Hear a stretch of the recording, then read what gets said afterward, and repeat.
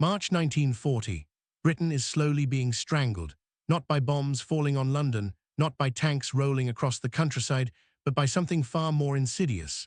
The silent disappearance of ships in the cold, dark waters of the Atlantic Ocean. Every week, another convoy sets out from North American ports loaded with food, fuel, medicine, and raw materials. And every week, fewer ships make it back. The numbers tell a terrifying story. In the first 4 months of 1940 alone, German U-boats send over 250 Allied ships to the bottom of the Atlantic. That's not just statistics on a naval chart. That's thousands of tons of food that will never reach British tables, fuel that will never power British factories, and sailors who will never see home again. Britain imports roughly 55 million tons of supplies every year just to survive. The island nation produces only about 30% of its own food.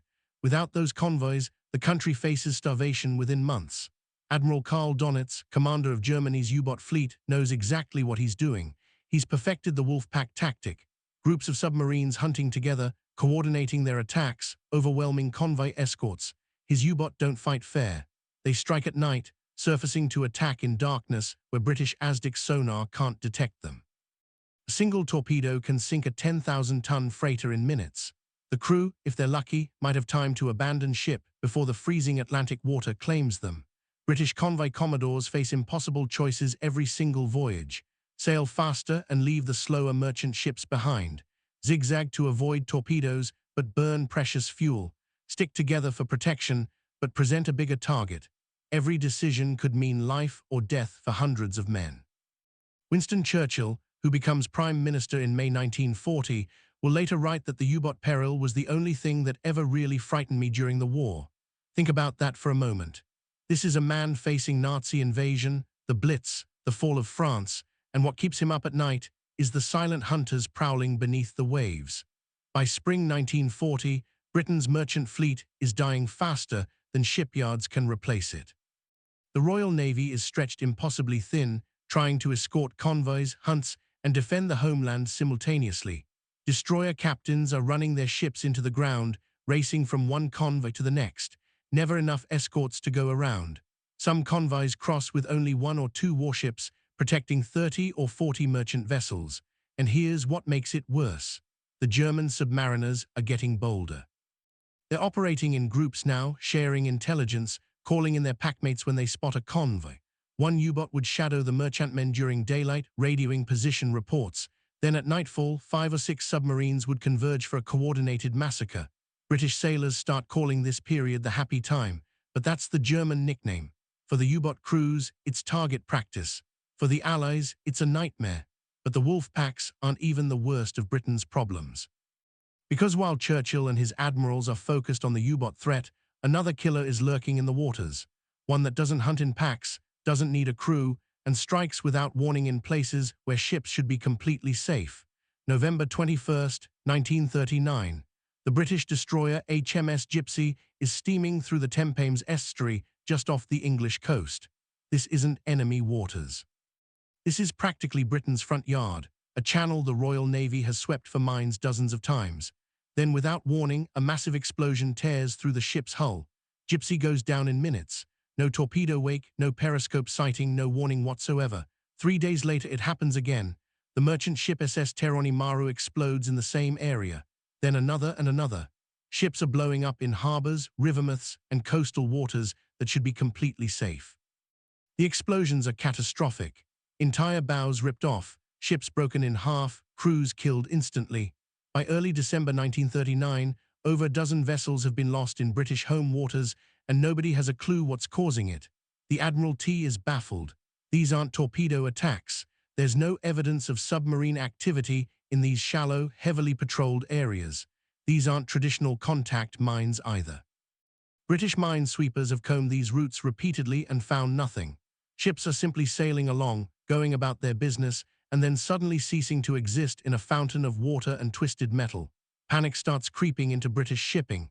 Captains who faced U-boat in the Atlantic without flinching are now terrified to enter their own ports. Because at least with a U-boat, you know what you're fighting. You can zigzag, you can deploy escorts, you can drop depth charges. But this is like fighting a ghost. Crews start calling the Thames estuary the death trap. Some merchant captains flatly refuse to sail through certain channels, even under direct orders. The losses keep mounting through December and into January 1940. The battleship HMS Nelson, 45,000 tons of British naval power, hits something off Scotland and barely limps into port with her bow nearly blown off. If capital ships aren't safe, nothing is. Britain's ports are becoming graveyards, and the Royal Navy doesn't even know what's killing the ships. Then comes the break. November 23, 1939, just 2 days after HMS Gypsy went down, a German aircraft is spotted dropping something by parachute into the mud flats near Schubes at low tide. When the tide goes out, British bomb disposal experts cautiously approach. What they find changes everything. It's a mine, but unlike anything the Royal Navy has seen before.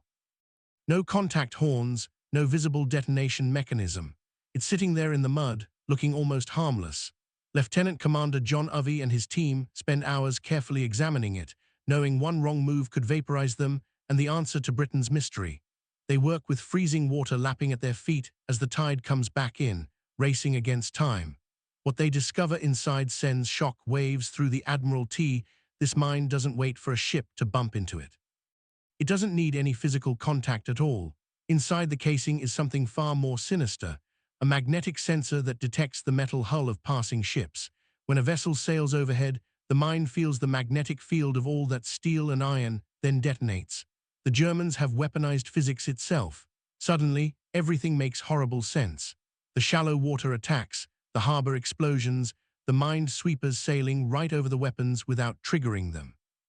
Britain isn't just fighting submarines anymore. It's fighting an invisible enemy that turns every ship's own metal hull into a death sentence. The captured magnetic mine lands on the desk of a man who has no business being in the Royal Navy at all. Charles Good is a Canadian chemistry professor who came to Britain on an academic fellowship before the war. He's not a military man.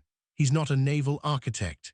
He's a scientist who got swept up in Britain's desperate scramble to mobilize every available brain against the Nazi threat.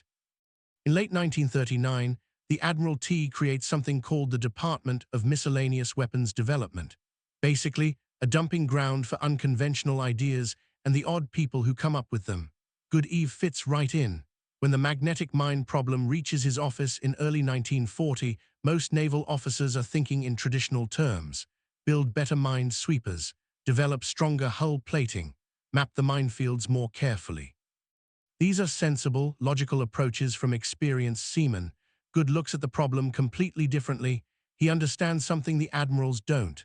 This isn't a naval problem, it's a physics problem.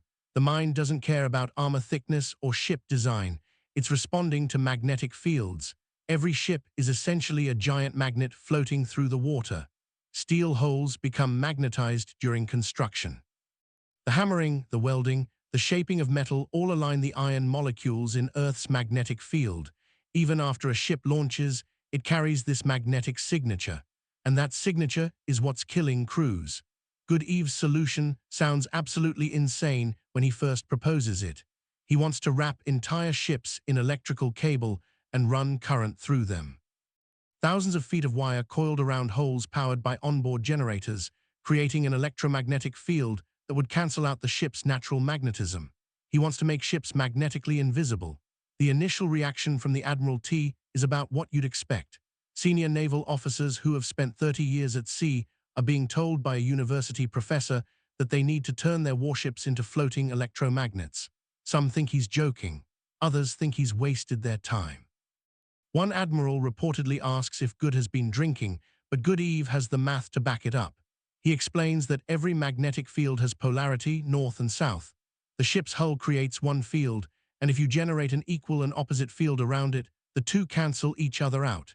It's the same principle as noise-canceling headphones, except instead of sound waves, you're canceling magnetic fields. To the mind's sensors, the ship simply wouldn't exist. It would sail right over the weapon and the magnetic trigger would never activate. There's just one tiny problem. Nobody has ever tried this on anything bigger than a rowboat. WWII is proposing to descer. That's the technical term named after the unit of magnetic field strength. Every single vessel in the British fleet, battleships, destroyers, cargo ships, tankers, trawlers, thousands upon thousands of vessels, each one requiring custom calculations, precise wire placement, and careful calibration. The logistics are staggering, and Britain doesn't have time. Ships are exploding daily. The magnetic mines are spreading to every major shipping channel around the British Isles. U-boats are already sinking merchant vessels in open water. Now ships can't even reach ports safely. If the Royal Navy spends months testing and debating WWII's idea, there might not be a fleet left to save. So despite the skepticism, despite the astronomical scale of the task, despite the fact that it sounds like something out of a science fiction novel, the Admiralty gives WWII permission to try. They don't have better options. Sometimes in war, you have to bet everything on the crazy idea. Here's what makes the magnetic mine so diabolically clever. Earth itself is a giant magnet with magnetic field lines running from the North Pole to the South Pole. When you build a ship, hammering steel plates, welding joints, bending metal into shape, you're doing all this construction in Earth's magnetic field. The iron molecules in the steel gradually align themselves with that field like tiny compass needles, all pointing the same direction. The ship becomes permanently magnetized, carrying what scientists call a magnetic signature. This signature is strongest at the ship's ends, the bow and stern, where the hull curves most dramatically. A typical 10,000-ton cargo ship creates a magnetic field strong enough to be detected from 30 ft away. Battleships with their massive steel armor, even stronger. The field doesn't shut off when the crew goes home. It doesn't disappear in fog or darkness. It's always there, radiating from the hull like a beacon that says, "Detonate here to any magnetic mine within range." German engineers understood this perfectly when they designed their weapon. The mine sits on the seabed, patient and silent.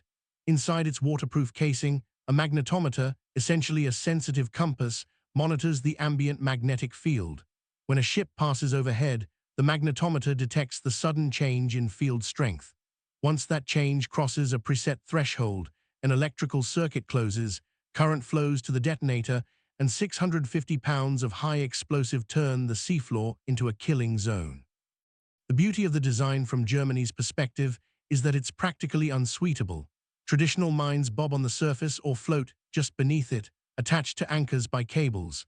Minesweepers can cut those cables or detonate the mines with gunfire, but magnetic mines sit directly on the bottom in shallow water. Minesweepers sailing overhead just trigger them like any other ship. Britain lost several minesweepers this way before they figured out what was happening. WWII's deorsing solution attacks the problem at its source. If you can't hide the ship's metal, you cancel out its magnetic field.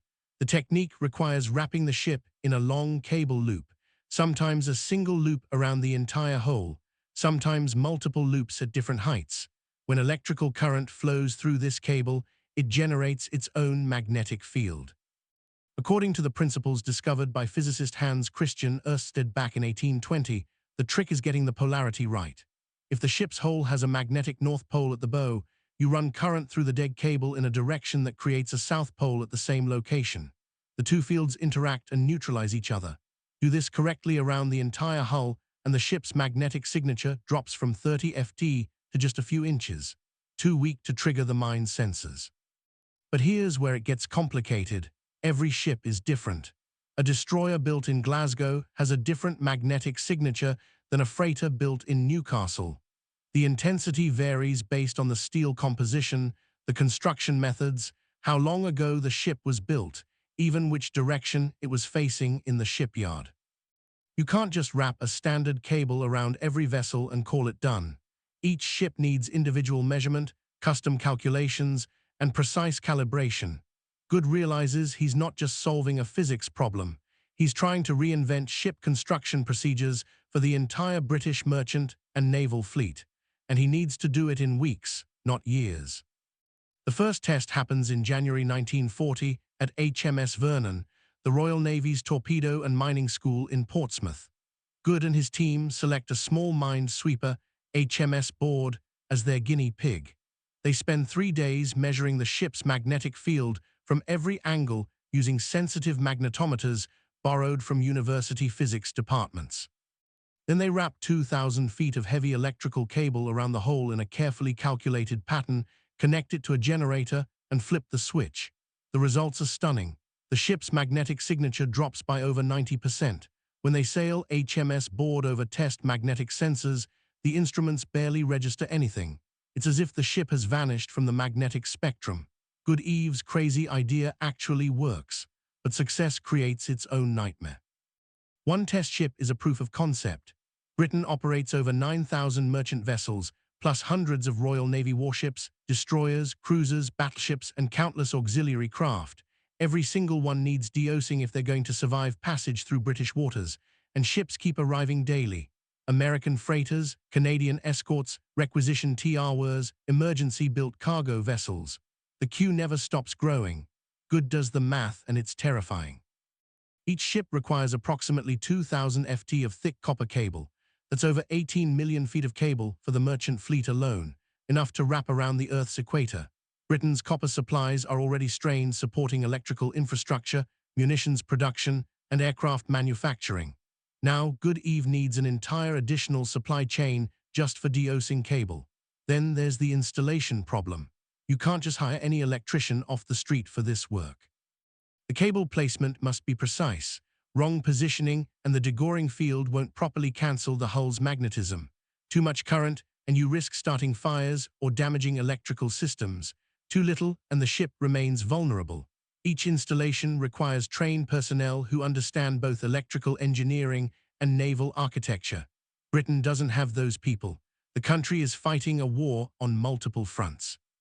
Every qualified engineer is already working 16-hour days on radar, aircraft engines, gun systems, or codering. Good needs to create an entire dagger, train them in weeks, and deploy them to shipyards across Britain and eventually allied ports worldwide. The Admiralty establishes deosing stations at major ports: Portsmouth, Liverpool, Glasgow, Belfast, Cardiff. Each station gets magnetometer equipment, cable supplies, and hastily trained technical crews. Ships arriving in port are immediately measured, calculations are made, cable is wound around holes, and generators are installed.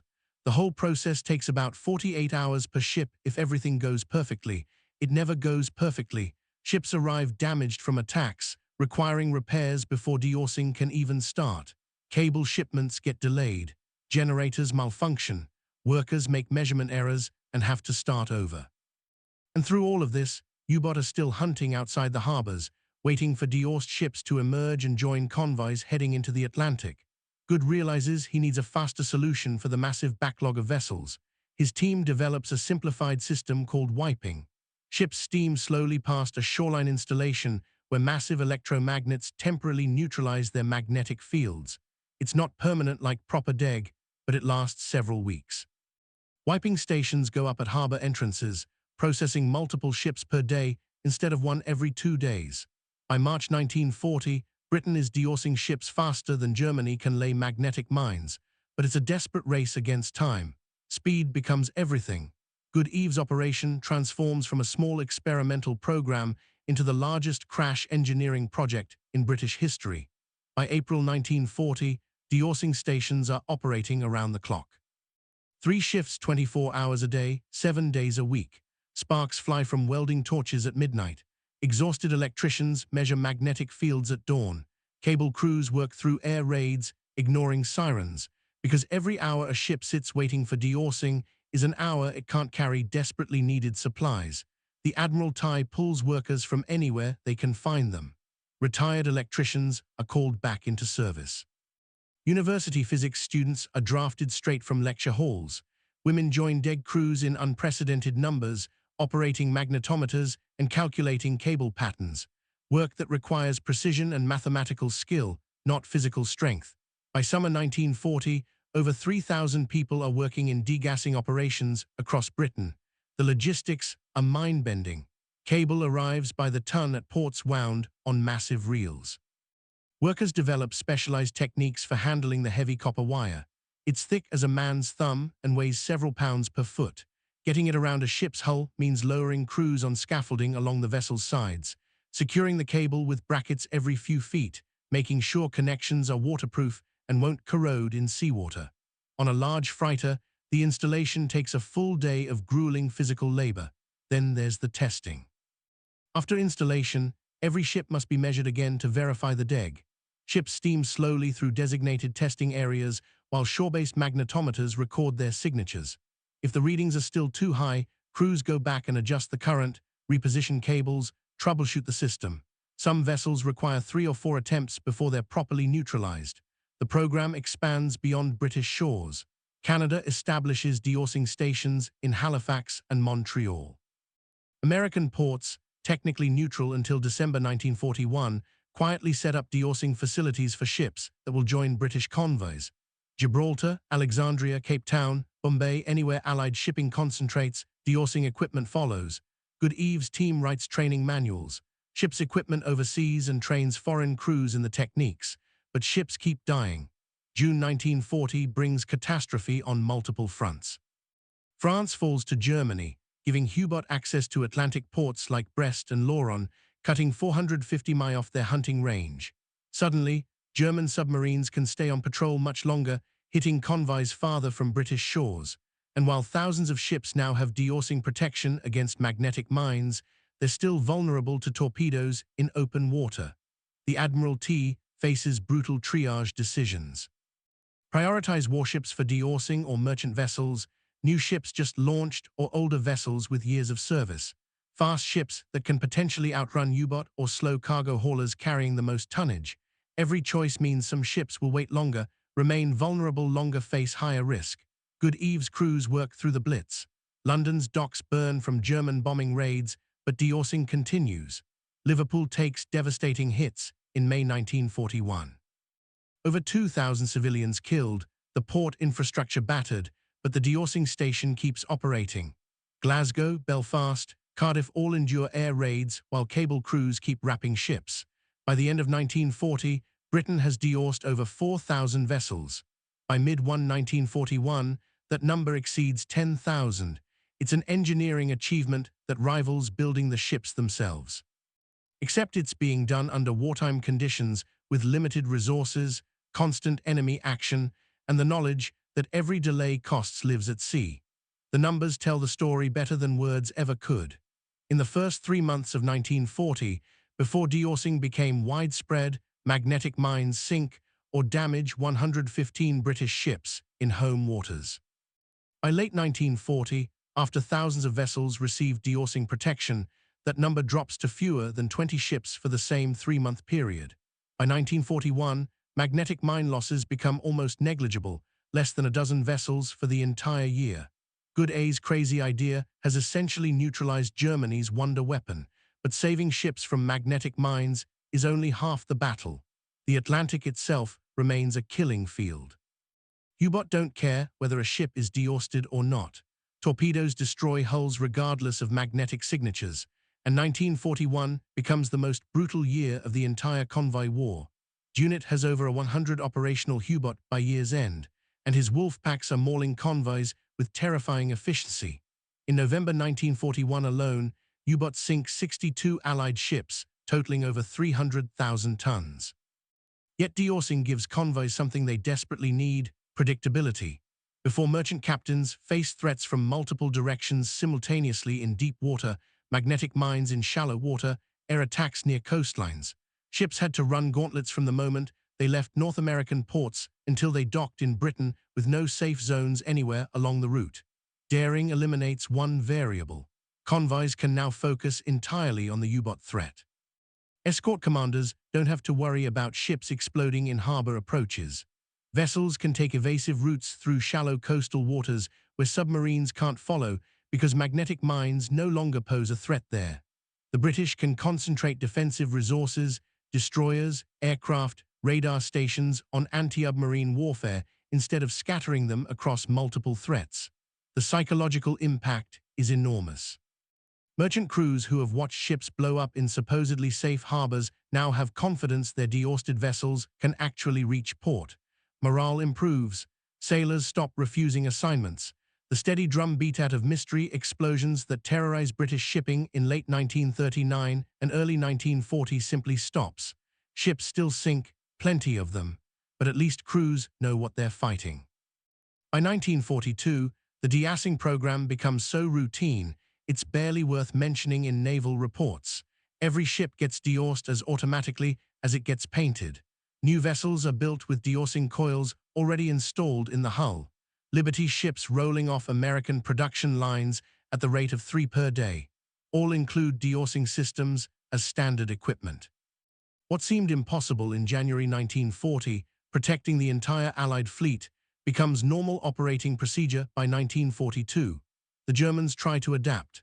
They modify magnetic mines with more sensitive triggers, attempting to detect even dead ships. They add acoustic sensors that respond to propeller noise. They combine magnetic and pressure detonators that require both a magnetic signature and a pressure wave from the ship's bow. But every adaptation requires new mine production, new deployment, and Britain's mine sweepers, now that they understand the threat, become far more effective at clearing the weapons. The Battle of the Atlantic continues until May 1945, and U-boat remained deadly until Germany's surrender. But the magnetic mine threat that nearly paralyzed British shipping in 1940 never recovers. WWII's solution holds.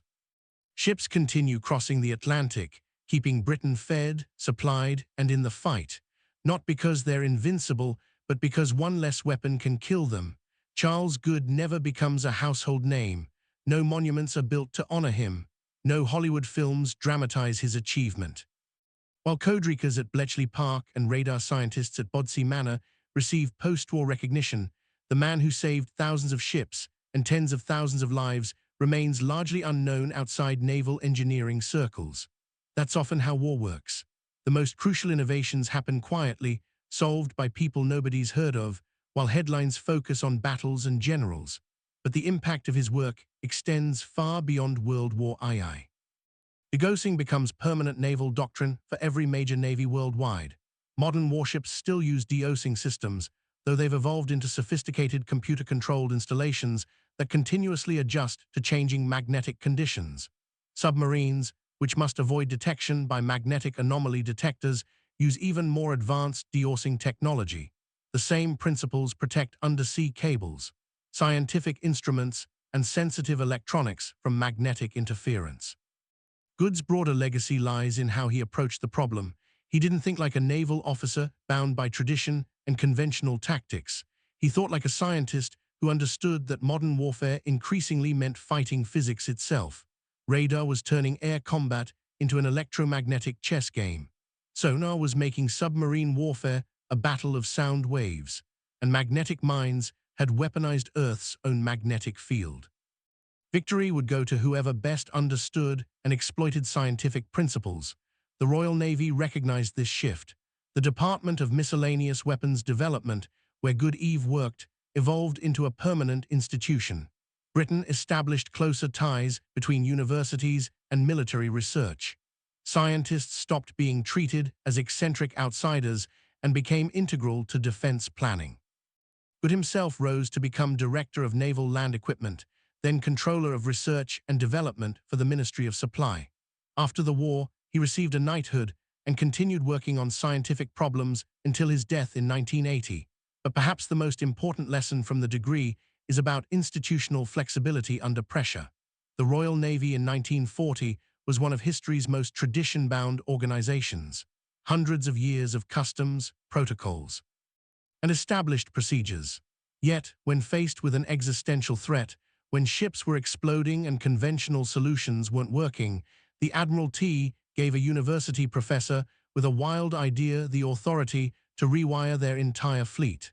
That kind of institutional courage is rare. Think about what Britain accomplished in less than 2 years.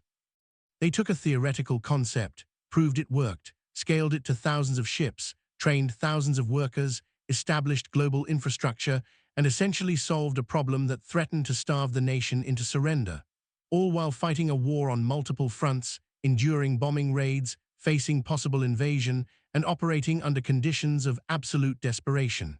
The convoys kept sailing. Britain survived. And though degassing was just one factor among many, convoy tactics, escort carriers, long-range patrol aircraft, codering, and sheer courage all played crucial roles. It eliminated one deadly threat at precisely the moment when Britain couldn't afford any more losses. Sometimes in war, the craziest idea turns out to be the right one. Sometimes wrapping ships in miles of electrical cable and turning them into electromagnets is exactly what saves a nation. And sometimes the hero isn't the admiral on the bridge or the pilot in the cockpit. It's a Canadian chemistry professor who understood magnetism better than anyone thought possible.